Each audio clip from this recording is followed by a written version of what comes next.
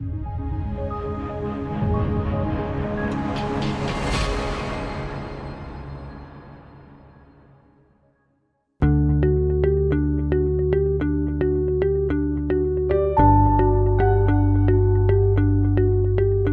term Kegel exercise refers to pelvic floor contractions. And if we think about muscles in our body, everywhere in our body, a muscle's function is to contract and it's to relax.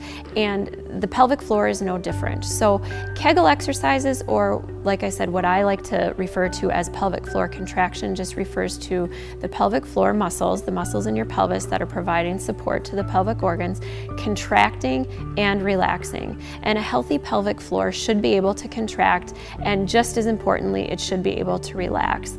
And that's kind of what's missing from a lot of programs that women are doing on their own at home, is that they're really focused on the contracting or the strength piece.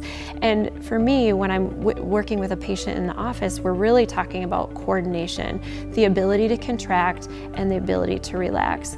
It's really common for a woman to come in and say, I have this incontinence issue and I've had it for a while, I'm leaking, and I've been doing my Kegels for the last 5 years, and so I don't really know what you're gonna do for me.